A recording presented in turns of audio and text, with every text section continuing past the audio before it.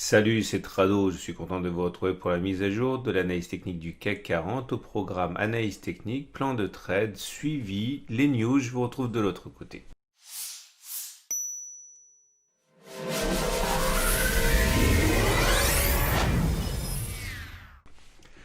Alors vous ne rêvez pas, ce sont bien 1,93% qui viennent s'ajouter au compteur du CAC 40 et ce n'est pas anodin puisque au niveau des news, il y a eu une convergence des éléments favorables, un regain de l'activité de l'emploi supérieur à ce qui était anticipé. Et à partir de là, les investisseurs ont été absolument friands de prise de risque, d'autant que dans la nuit, l'Asie avait fortement rebondi également. Et cela explique en grande partie la hausse du jour sur le plan des fondamentaux.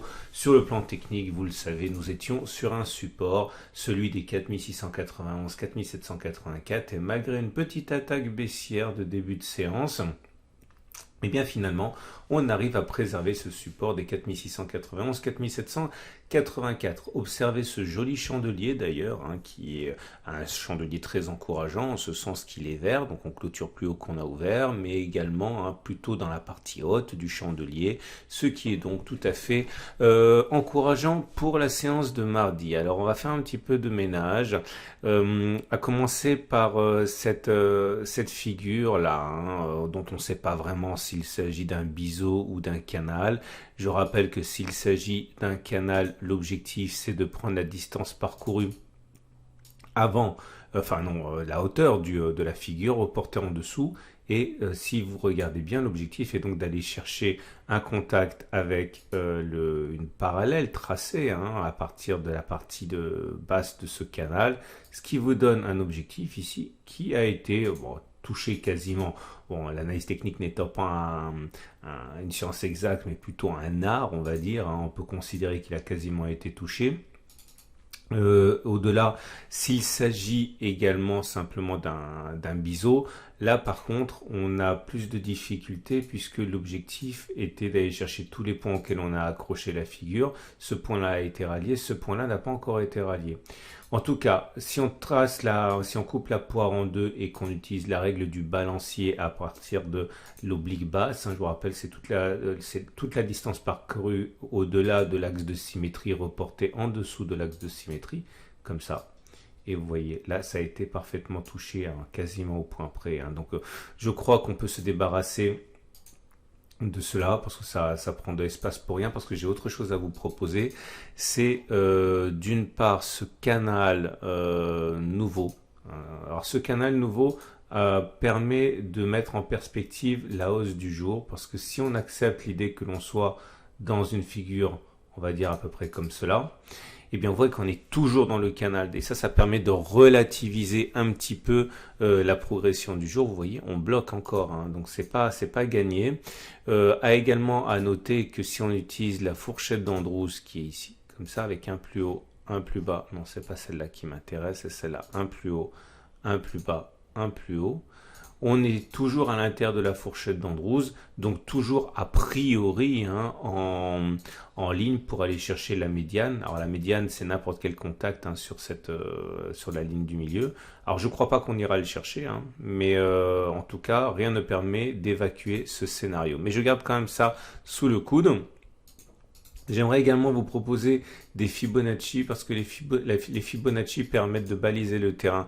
Donc si on prend les plus hauts de l'impulsion baissière et les plus bas de l'impulsion baissière, comme ça, je vais mettre dans une couleur différente. Si vous voulez la même plateforme que moi, c'est gratuit. Vous avez le lien juste en dessous de la vidéo. Et voilà, je mets... et vous allez voir que finalement, on est entre deux eaux ici, puisque on a réussi à traverser les 23,6%, c'est-à-dire que les baissiers qui ont attaqué sur les 23,6% ont reçu une fin de non-recevoir. La deuxième impulsion baissière pourrait être sur les 38,2%. Alors c'est vrai qu'il y a toute une réputation un petit peu ésotérique autour des Fibonacci, les nombres d'or, etc. Bon, au bout du bout, c'est surtout que les traders aiment bien rentrer sur les Fibonacci, parce que voilà, c'est une sorte de déformation professionnelle. Donc on peut considérer que les 38,2% risquent d'être le prochain théâtre de la salve baissière. Pour l'instant, j'insiste, hein, c'est pas gagné. Alors effectivement, moi je suis rentré. Vous le savez, j'avais expliqué ça dans la vidéo précédente. Hein, je vais pas revenir là-dessus. Ça fait des vidéos très très longues. Mais en tout cas, moi je suis rentré quasiment au plus bas. J'ai eu de la chance. Hein. Et nous avons donc, je vous rappelle, bon, puisque j'en parle, autant le faire complètement. Moi, mon stop, il est là, il est en dessous, hein, il est à 4,8%. Enfin, je me rappelle plus, mais il est en dessous de de ce deuxième support mineur des 4562-4570, avec un objectif d'aller chercher la résistance ici. Donc, vous voyez, j'ai vraiment un ratio gain-risque qui me satisfait. Est-ce que ça veut dire qu'on va y aller? Rien n'est moins sûr. Hein, je suis pas dans le secret des dieux, mais en tout cas, en considérant à mon habitude que je vise des objectifs sans avoir de résistance ou de support dans mes pattes, c'est-à-dire que je me mets du sens de la moindre résistance, hein, puisque alors on m'a envoyé un mail en me disant ouais mais attends là, t'achètes quand même avec un objectif qui implique que l'on passe le gap, oui mais à ceci près que le gap a déjà rempli son objectif baissier, hein, qui était là, donc je considère que c'est plus véritablement un obstacle, hein. C'est pour ça que je l'ai fait. Enfin bon, je digresse, tout ça pour dire que ce n'est pas gagné. Si on utilise les éléments purement techniques, vous allez voir que c'est encore moins gagné. La moyenne mobile à 20 jours, la moyenne mobile à 7 jours. Je veux des bandes de Bollinger à la moyenne mobile de 50 jours. Alors, vous voyez, première des choses, vous remarquez qu'on est en dessous de la M7 qui descend, la tendance de court terme est baissière, on est en dessous de la M20 qui descend, donc la tendance générale est baissière. Par contre, la M50 est haussière, on est en dessous, c'est-à-dire qu'il n'y a pas de tendance de fond. Mais souvenez-vous également, on a backtesté ça et on a vu que lorsque l'on passait en dessous de la M50, sous certaines conditions, eh bien, on avait généralement beaucoup plus de chances de repasser au-dessus de la M50 dans les 8 bougies que de ne pas le faire. Donc ça, tout ça, il faut le garder à l'esprit. Hein. C'est pour ça, notamment, que j'étais rentré. Ah oui, puisque je parle des bandes des Bollinger, vous voyez, on a fait la réintégration des bandes de Bollinger qui avaient été backtestées vendredi. Hein. Alors, ça nous amène au backtest du jour. J'ai regardé ce qui s'est passé lorsque l'on échoue sur la M7 après avoir intégré les bandes de Bollinger. Bon, clairement, on a fait un T1, on a fait un T2, on a réintégré les bandes de Bollinger, on a allé chercher la M7. Qu'est-ce qui se passe? Que se passe-t-il, pardon, lorsque l'on échoue sur la M7? Ok. Lorsque l'on échoue sur la M7, est-ce que ça veut dire que l'on va retester les plus bas, clairement les 4762, ou est-ce que ça veut dire que l'on va clôturer au-dessus de la M7 avant de retoucher les plus bas? Donc c'est parti, je considère que le test sera gagné si on reteste les plus bas, avoir chez la M7, et le test sera réputé perdu si on clôture au-dessus de la M7. Je rappelle que tout ce qui suit n'a aucune validité scientifique parce qu'on ne peut pas faire un backtest avec uniquement 20 occurrences, ce que je suis en train de faire, mais je suis en train de partager ma méthode, rien de plus, donc ce n'est pas un conseil. Et voilà, c'est parti pour la première occurrence qui est ici, voilà. Donc c'est un succès. Pardon, je vais trop vite. Voilà, c'est un succès. C'est-à-dire que on a fait un T1, on a fait un T2, on a réintégré, on a touché la M7, on a échoué sur la M7. Est-ce qu'on a clôturé au-dessus de la M7 ou est-ce qu'on a allé chercher les plus bas précédents? On a allé chercher les plus bas précédents, donc c'est gagné. Un autre succès. T1, réintégration, échec sur la M7, on est revenu chercher les précédents plus bas. Un échec ici, T1, T2, réintégration, échec, clôture au-dessus de la M7. Et on va faire un dernier, après ça va aller plus vite. Un nouvel échec, ici. Échec, T1, T2, réintégration, échec sur la M7, et puis après on a clôturé quand même au-dessus, on est reparti. Bon allez, on y va. Donc ça fait 2 échecs, 2 succès, et là on est à un nouveau succès, un échec, un deuxième échec, un troisième échec, un succès, un échec, un deuxième échec, un succès, 2 succès, 3 succès, 4 succès, 5 succès, un échec, un succès, un échec, un succès, un échec. Bref, j'ai fait ça 21 fois.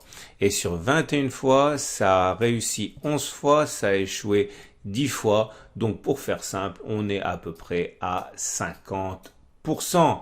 Est-ce que ça veut dire que puisque ça ne marche qu'une fois sur deux, il faut oublier ce backtest en considérant qu'on ne saura jamais si on a plus de chances finalement de retester les plus bas ou de clôturer au-dessus de la M7 prochainement? Non, ou oui, ou ça dépend, parce que si vous voulez faire de l'analyse technique, effectivement, là, on ne sait pas ce qui va se passer. Est-ce qu'on va clôturer au-dessus de la M7 ou retourner sur les plus bas? Statistiquement, vous voyez, on ne peut pas le savoir. Par contre, en termes de trading, c'est intéressant, parce que ça veut dire que si par exemple on est collé à la M7 comme c'est le cas maintenant, et que vous visez un retour sur les plus bas, vous avez un gain qui est assez important par rapport à un stop loss qui serait mis au-dessus de la M7. Je dis n'importe quoi, mais si par exemple vous visez ici 2,36% de gain en spéculant la baisse, en mettant un stop loss, mettons, aller à 1,35%, en considérant que si on va à 1,35%, c'est comme si on avait clôturé au-dessus de la M7, eh bien vous avez un ratio gain-risque de 2 pour 1. Alors même si vous avez raison une fois sur deux, comme vous gagnez beaucoup plus quand vous avez raison que vous vous trompez quand vous avez tort, ça peut être intéressant. Ok. Bon, allez, on finit avec les éléments techniques. Ah, je vous rappelle, hein, vous pouvez vous abonner à ma chaîne YouTube et si vous vous abonnez à ma chaîne YouTube, vous ne louperez aucune des vidéos que je publie. Alors, les autres éléments techniques, eh bien, ils sont là. Bon, il n'y a pas grand-chose de neuf en ce sens que, quand même, si quelque chose de neuf. Première chose, c'est que tout est baissier. Hein, le CCI est sous 100, moins 100, le stochastique est dans sa zone de survente, le MACD 0 est en dessous de son signal. On a également le MACD qui est sous son signal. On a le momentum qui est en négatif. Donc tout ça, c'est mauvais. Il y a un seul truc qui est assez encourageant, c'est que l'oblique sentinelle a été cassé sur le RSI. Alors tout ça, j'en parle dans mon pack tout trado, mais l'idée, c'est que, vous voyez, cette espèce de oblique descendante qui capte les cours et qui nous a bloqué, on la retrouve en fait sur le RSI, ici. Ok, vous le voyez mieux si j'agrandis ça. C'est la même oblique, hein, ça correspondrait en gros à ça si on avait tracé le canal sur le RSI. Et bon, l'idée c'est que là on a réussi sur le RSI à le passer et ça montre qu'il y a des chances non négligeables supplémentaires que finalement le canal soit cassé par les prix aussi. Ok, il faut toujours garder ça à l'esprit. Donc nous voilà avec l'Ishimoku et l'Ishimoku. Alors là par contre c'est toujours plutôt médiocre, on va dire. Hein. Si on regarde la situation par rapport au nuage, bon, on est dans le nuage, donc la tendance de fond, elle est neutre. Hein. Ok, c'est très très clair. Maintenant, si on regarde les éléments de plus court terme, c'est même un petit peu plus grave, puisqu'on est en dessous de la Tenkan qui descend, en dessous de la Kijun qui descend, donc la tendance de court terme elle est baissière, la tendance générale elle est baissière. Je suis pas très très optimiste, mais bon, le plus important c'est que la tendance est neutre, puisqu'on est dans le nuage, la tendance de fond elle est neutre. Voilà, on passe au trade possible. Alors, vous l'avez compris, à titre personnel, j'ai mis mon stop. J'en ai parlé, j'en reparle simplement ici. Donc si vous voulez acheter, vous pouvez faire comme moi, mais c'est déjà un petit peu tard, hein, parce que là, vous voyez, si vous achetez maintenant avec mon stop qui est là, moi je l'ai mis là mon stop parce que ça me fait casser le support, casser un deuxième support, casser la SSB pour intravalidé. Bon, j'ai du support derrière, mais si moi c'était valable au moment où j'ai acheté puisque j'avais un stop à 4,6% et un objectif à 7,3%, donc c'est bon. Maintenant, si vous achetez maintenant avec le même stop que moi, vous avez un stop à 7% et les premières difficultés vont arriver à 5%, puis après tout au long des 6% de gain. Donc voilà, à la limite, il vaudrait mieux, si vous êtes acheteur, je pense qu'à la limite, un stop en dessous du support mineur des 4691, 4784 s'impose en considérant qu'on a fait les plus bas. Voilà, si vous mettez un stop ici à 4% et que vous visez la résistance mineure 5112, vous êtes à 5%, vous avez un ratio gain-risque supérieur à 1, donc c'est pas mal.